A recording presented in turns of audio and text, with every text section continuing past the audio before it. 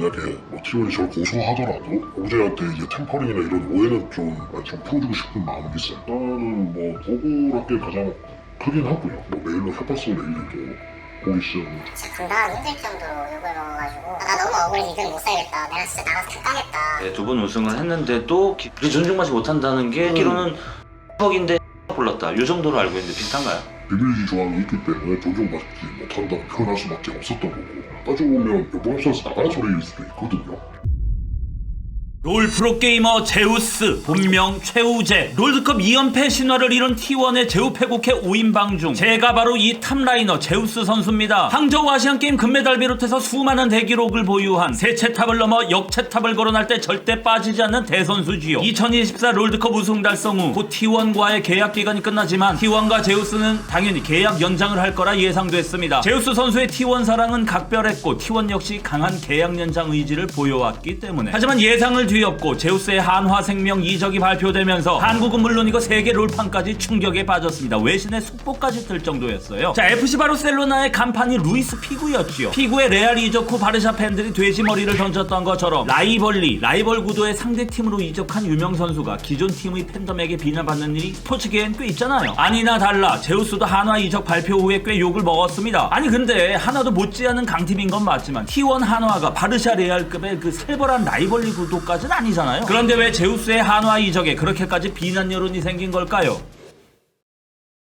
선수와 구단의 계약 기간이 끝나는 순간 그 선수는 FA 자유계약 선수로 풀립니다. 하지만 계약 기간이 끝나기 전에는 즉 FA로 풀리기 전에는 타 팀은 그 선수와 계약 종료 후 이적을 위한 접촉을 하면 안 되지요. FA로 풀리기 전까지는 기존 구단만 협상 권리를 갖고 있습니다. 너 거기랑 계약 끝나면 우리 팀 올래? 돈 이만큼 줄게. 이런 걸 사전 접촉 규정 위반 템퍼링이라고 부릅니다. 근데 제우스는 T1 계약 기간이 끝나서 FA로 풀린 당일 오후에 덜컥 하나생명과의 계약성사 발표가 나왔으니 그 큰 돈이 오가는 거물 선수의 이적 계약이라는 게 꼴랑 그 몇 시간 만에 결정되는 게 가능한 거야? 이거 제우스가 말로만 T1 남고 싶다고 말한 거고 실제로는 진작부터 T1의 마음 떠나 있던 거 아니야 이거? 이런 사고의 흐름을 통해서 제우스의 진심을 의심하는 일부 여론이 생긴 거겠지요. 설상가상으로 한화 계약 다음날 새벽 단독 보도 기사가 떴습니다. 제우스 측이 데드라인을 너무 촉박하게 잡는 바람에 T1 측은 재계약 의지가 충분했음에도 불구하고 재계약에 실패할 수밖에 없었다. 즉 재계약 실패는 제우스 측의 탓이라는 듯한 기사였지요. 제우스의 이적을 욕하던 일부의 목소리는 이 기사 이후 훨씬 더 거세집니다. 방금 기사가 부채질이었다면 아예 기름을 들이붓는 사건이 터집니다. 이적 발표 3일 뒤에 뜬 T1 구단 CEO 조마쉬의 AMA 답변이었지요. AMA란 Ask me anything, 무엇이든 물어보세요 라는 거. 제우스 측이 내면 조건을 최대한 맞춰주려고 했지만 제우스의 에이전트는 우리에게 기회조차 주지 않았다. 우리 T1은 제우스를 붙잡을 방법 자체가 없었다 라면서 조마쉬 대표는 제우스의 에이전시 더 플레이를 맹비난했지요. 에이전트란 계약 대리인이고요. 그리고 그 회사를 에이전시라고 한다는 거. 조마씨는 이후에도 인터뷰나 개인 SNS를 통해서 여러 차례 제우스 에이전시와 한화 구단 사이의 사전 접촉을 노골적으로 암시했어요. 일개 직원도 아니고 무려 CEO가 그러는데 팬들 입장에서는 어떻겠어요? 제우스와 그 에이전트는 T1과의 협상에 제대로 임하지 않았으며 그 이유는 한화랑 템퍼링을 했기 때문이라고 확실하게 되겠죠. 팬 입장에선 당연히. 근데 그럼 템퍼링, 사전 접촉 금지 규정은 왜 존재하는 걸까요? 예를 들어 수시 합격한 친구들 보면은 그 수업 시간에 내리 잠만 자잖아. 내가 갈 다음 코스가 이미 확정되면 나태해지는 게 사람 심리지 뭐. FA 직전의 선수는 더 잘하게 된다는 FA 로이드라는 밈도 있잖아요. 즉 사람이 노력하게 되는 이유는 미래가 불투명하기 때문인 건데 이미 자기 거취가 결정돼 있으면 심리상 동기부여가 덜해질 수도 있고 더 나아가 기존 팀에 대한 고의 태업까지도 이어질 수 있기 때문에 그래서 사전 접촉 템퍼링을 엄격히 금지하는 규정이 생긴 거지요. 제우스 최우재 선수 및 저희는 템퍼링을 하지 않았습니다. 지금까지도 이 사실 확인에 대한 연락들을 많이 받고 있으며 선수 및 가족분들을 포함하여 모두 이 억울함을 풀고 싶어합니다. 한화 구단과 더플레이는 의혹들을 강력하게 부인했지만 소용없었습니다. 끝없는 억측, 조롱, 저주를 견디다 못한 제우스의 가족과 더플레이는 협상 과정 논란 및 템퍼링 의혹을 해소하고 모든 진실을 밝혀 제우스 선수의 명예를 회복하겠다면서 취식백과를 찾아왔습니다. 왜 이제 와서? 이런 말 나올 수 있겠죠. 저도 당연히 물었어요. 더플레이는 작년에 이 이슈 터지자마자 허위사실 정정 요청해달라고 한국 e스포츠협회 공정위원회를 바로 찾아갔답니다. 근데 진짜 답답한 게 만으로 넉 달이 더 지난 아직까지도 결론을 안 내주고 있더라고요. 말 그대로 참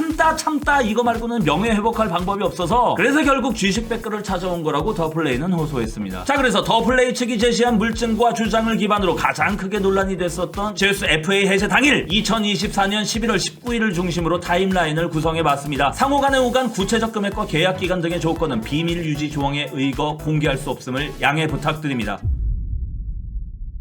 제우스 T1 계약 종료 D-12일 2024년 11월 7일 T1 구단의 단장과 제우스 최우재 선수가 킥오프 미팅을 가집니다. 둘은 재계약 의사에 대해 일단은 공감대를 확인 후 헤어졌습니다. D-6 11월 12일 제우스의 에이전시 더플레이와 T1 구단이 1차 협상에 임합니다. 이제부터 구체적인 액수와 조건들이 나오기 시작합니다. 넌 나에게 모욕감을 줬어. 더플레이 측은 T1이 제시한 1차 안에 크게 실망했습니다. 역체급 탑라이너이자 2연속 롤드컵 우승의 주축임을 고려했을 때 존중받지 못하는 수준의 납득할 수 없는 수준의 제안이었습니다. T1 측은 e스포츠 시장의 열악한 재정 구조 문제를 이유로 들었습니다. 이에 더플레이는 시장 평가를 받아보겠다고 대답합니다. 즉 정말 타 구단들도 그렇게 돈을 아끼고 있는지 직접 확인해 봐야겠다는 거겠지요. 시장 평가. 이렇게 서늘한 분위기로 첫 협상이 결렬됩니다. D-4 11월 15일 T1과 더플레이의 2차 협상이 열렸습니다. 서로의 입장 차이만 확인한 채 헤어집니다. D-3 11월 16일 미드페이커는 아직 계약 기간 중인 상황. 정글오너 원딜 구마요시 서포트 캐리어 3인 모두 재계약이 성사된 상황. 즉 제우 패국회 중 오직 제우스와의 협상만 남은 상황. 제우 패국회 완전체의 유지를 원하던 T1은 약간 더 상향된 조건을 제시합니다. 하지만 시장 평가라는 더플레이 측의 의지가 변할 만큼은 아니었습니다. 또다시 협상이 결렬됩니다. D-1 11월 18일 제우스 계약 소식을 고대하는 팬들의 성화가 거세집니다. T1은 기존안보다 소폭 상향된 조건을 제시합니다. 하지만 더플레이 측은 거절합니다. 시장 평가.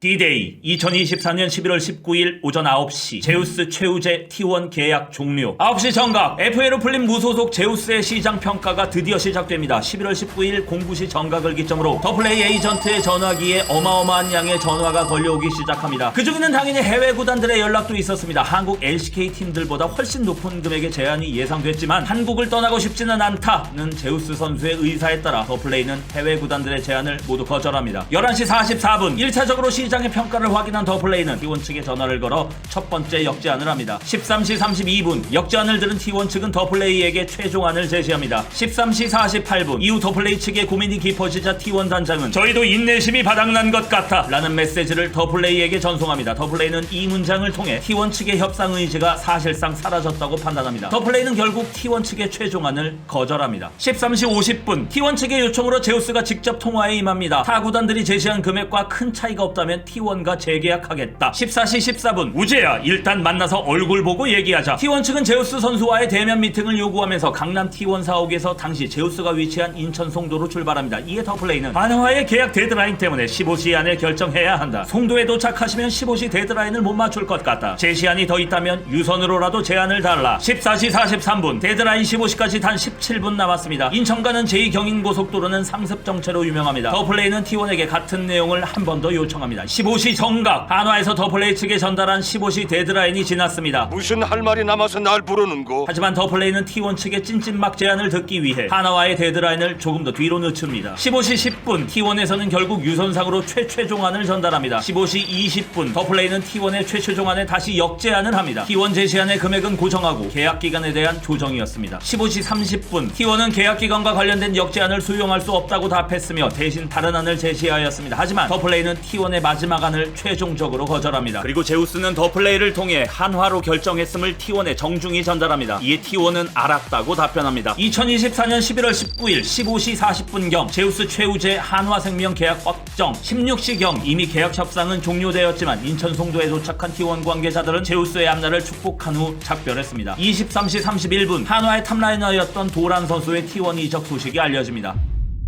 내내 공지 텍스트를 띄워놓았듯 지금까지의 타임라인은 더플레이 측의 물증과 주장에 기반하고 있습니다. 반론권 보장을 위해 저는 타임라인 및 질문지를 T1 측에 보낸 후 교차 검증 및 입장 확인을 위한 인터뷰를 요청한 바 있습니다. 하지만 T1 측은 내부 검토 후 회신하겠다는 답변 이후 약 3주간 회신이 없었기에 이대로 콘텐츠화가 진행되었다는 점 참고해 주시기 바랍니다.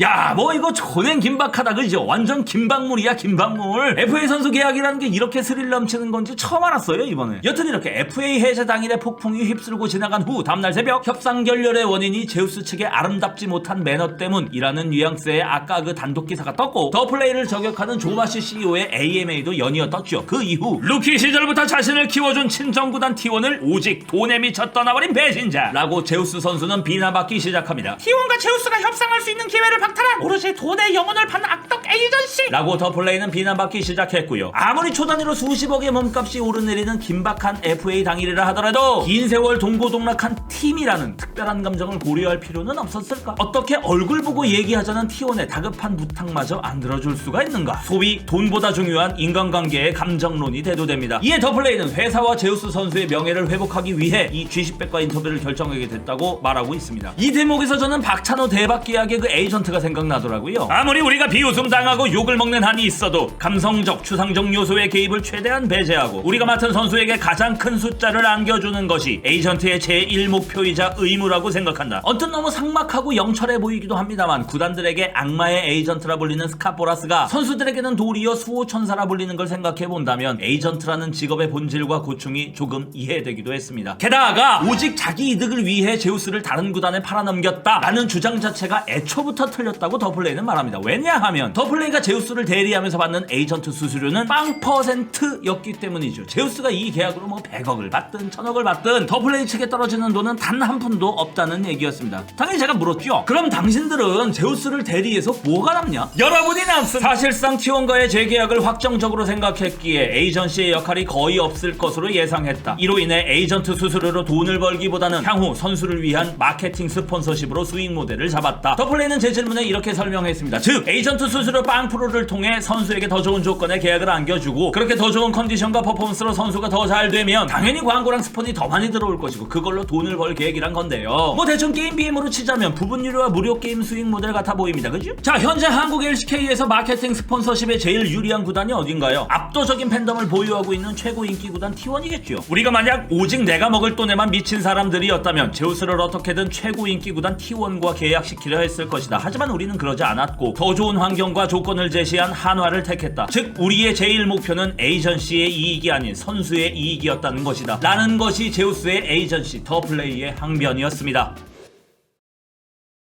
제우스 이적 사가, 사가는 전설, 서사시, 무용담 이런 뜻이에요. 이 제우스 이적 사가에는 양측의 주장이 엇갈리는 많은 쟁점들이 있었습니다. 쟁점 1, 더 플레이는 T1 측과 협상 의지가 없었는가? 쟁점 2, 한화생명이 제시한 15시 데드라인은 존재했는가? 쟁점 3, 더 플레이가 T1에게 한 사과는 어떤 의미인가? 쟁점 4, T1은 제우스에게 최고의 대우를 했는가? 쟁점 5, 더 플레이는 타구단과 사전 접촉, 템퍼링을 했는가? 자, 누구 말이 맞는지 털어보고 끝내겠습니다. 쟁점 확인 1, 협상 의지. 더 플레이에겐 협상 의지 자체가 없었다. 조마시 T1 대표는 이렇게 주장했습니다. 하지만 더 플레이가 T1의 제안에 역제안들을 했던 게 카톡으로 남아 있었지요. 역제안을 했다는 것, 더 플레이에게 T1과의 협상 의지가 있었다는 겁니다. 뿐 아니라 더 플레이는 T1과의 협상을 의도적으로 피한 적이 한 번도 없으며 심지어 T1과 제우스 선수와의 통화까지도 허용했다고 하지요. 연봉 1조 내놔.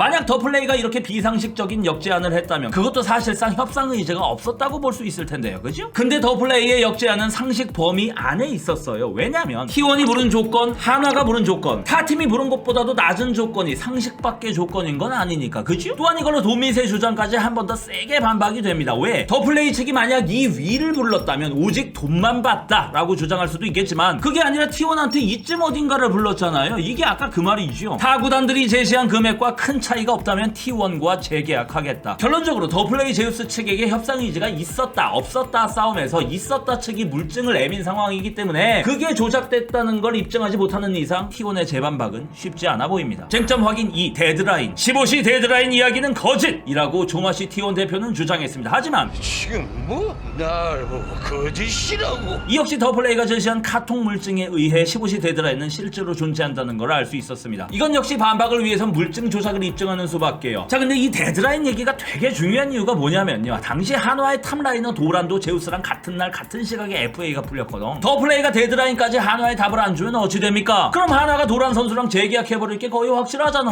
제우스가 해외팀 이적을 기피한다는 건 이미 알려져 있었으니 그럼 이제 제우스 선택지는 현실적으로 T1 하나밖에 남지 않은 거지. 그러니 T1은 협상에 유리한 고지를 점하게 되는 거고요. 그죠? 따라서 한화 데드라인이 지나더라도 얼굴 보고 얘기하는 게 중요했다라는 말을 더플레이 입장에서는 받아들일 수가 없는 겁니다. 데드라인이 지나는 순간 훨씬 불리한 협상을 해야 되는데 얼굴 보고. 쟁점 확인 3. 더플레이의 사과. 조마시 대표는 더플레이가 T1한테 사과했다고 말했다. 그건 더플레이가 협상 더럽게 했다는 걸 인정했다는 뜻이겠지. 세간에 이런 사과 얘기도 있습니다. 마치 더플레이가 모든 잘못을 시인한 것처럼 보이죠. 그리고 실제로 더플레이가 정말 죄송합니다로 시작하는 장문의 메시지를 보낸 게 맞대요. 내 잘못이 큽니다. 하지만 그건 협상 과정의 과오를 인정한다는 뜻이 결코 아니었다고 합니다. 어차피 이 좁은 판에서 계속 일해야 되는데 계속 껄끄러울 테니까 결과가 아쉬웠을 T1을 향한 그저 예의 차린 인사말이었을 뿐이라고 하지요. 그 인사말 한 문장만으로 본질이 호도돼서는 안 된다는 의미로 보입니다. 쟁점 확인 4. 최고의 대우. 이게 이번 사태의 알파와 오메가에서 알파에 해당합니다. 시발점이라는 거지요. 제우스 선수에게 최고의 대우를 하려고 했다. 조마시 T1 대표는 AMA에서 분명히 이렇게 말했잖아요. 이게 사실이었다면 제우스는 원하던 대로 T1과 재계약을 했을 것이고 그럼 애당초 제우스 이슈 자체가 안 생겼을 겁니다. 그래서 시발점이라는 거죠. 하지만 더플레이에 따르면 더플레이는 T1의 첫 제안을 듣고 나서 존중받지 못했다면서 바로 시장 평가 받으러 나가기로 결정했다 했죠. 그럼 T1의 제안이 최고의 대우가 아니었던 거네요. 최고의 대우가 맞았지만 혹시 제우스 측의 욕심이 과했던 건 아닐까? 하지만 한화가 T1보다 더 좋은 조건을 내밀면서 한화로 결정이 됐잖아요. 그럼 T1의 제안이 최고의 대우가 아니었던 거네요. T1이 이걸 다시 뒤집으려면 글쎄요, 이건 저도 잘 모르겠습니다. 1. 한화의 제안이 T1의 제안보다 더 좋았다는 더플레이 제우스의 물증은 조작이었다. 2. 제우스는 T1보다 낮은 조건을 내민 한화를 택했다. 이 1, 2번이 동시에 성립을 해야 되는 건데 쉽지 않지요. 쟁점 확인 5. 템퍼링. 이건 알파와 오메가에서 오메가입니다. 최종 한타란 거지요. 이건 부존재 증명이기 때문에 더플레이 측에선 입증할 수가 없습니다. T1이 타구단과 제우스 측의 사전 접촉 증거를 제시하기만 한다면 다른 쟁점이 어떻건 간에 뭐 싹 다 한 방에 해결이 되는 문제고 그렇게 이 진실 공방 게임은 한 큐에 끝납니다. T1 측의 승리로요. 왜냐하면 조마시 대표의 템퍼링 주장이 사실로 입증되는 순간 다른 논란들과 의혹들은 그저 사소한 곁가지들이 돼버리거든. 라인전이, 발언이, 포탈이, 억제기가 뭐저거 해봤자 템퍼링 한 방으로 넥서스가 그냥 터진다는 거지. 만약 T1이 필살 역전 카드를 손에 쥐고 있는 거라면 그 카드는 템퍼링 물증일 겁니다 아마.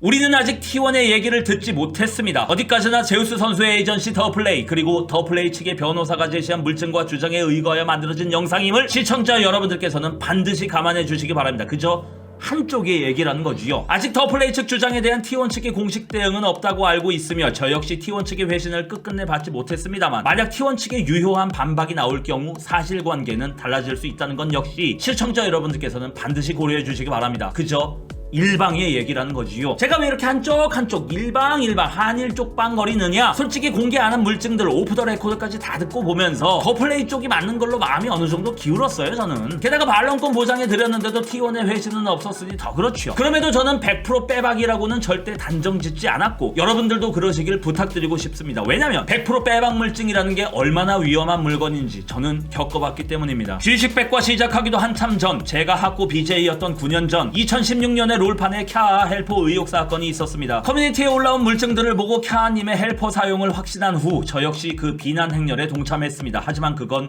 조작된 물증들이었습니다. 조작된 물증에 의한 그릇된 확신에 빠져들고 나니까 거기에 기반한 이후의 모든 추론들이 다 200% 사실처럼 느껴졌습니다. 하지만 그건 모두 새빨간 거짓이었고 캬아 이석현님은 헬퍼 사용자가 아니었습니다. 제가 이석현님께 큰 죄를 지은 것입니다. 사건 당시였던 2016년에도 사과의 뜻을 전달한 바 있었고 이번에 다시 논란이 불거지고 나서는 공개적으로 반성문을 게시했으며 캬아님을 직접 뵙고 다시 한번 사죄를 드리면서 RTX 5080 그래픽카드를 선물해 드렸습니다만 그럼에도 여기서 다시 한번 또 사과드리겠습니다. 이미 용서를 받았음에도 왜 사과하고 또 하고 또 하냐면 그 100% 빼박 물증과 100% 빼박 확신이 실제로는 조작된 것이었고 그래서 진실이 아니었을 때 사람이 사람에게 얼마나 큰 고통을 줄 수 있는지 9년 전 그 사건을 통해 뼈저리게 깨달았기 때문입니다. 넓은 도량으로 사과를 받아주신 캬아 이석현님께 다시 한번 감사드리고 큰 실망 느끼셨을 시청자 여러분들께도 다시 한번 깊은 사과를 드립니다. 저의 이 과오를 평생 잊지 않고 살겠습니다. 게임방송인 김성회였습니다. 죄송합니다. 또 오셨거든요. 집 앞까지. 집 앞까지 찾아오셨는데 진짜 난 살면서 그렇게 미안해하는 사람을 처음 봐요. 그렇게 미안해하는 사람은 난 진짜 처음 봐요. 살면서. 그래서 김성애님 거는 뭐 잘 풀렸다. 서로 만나가지고 정말 잘 풀렸어요.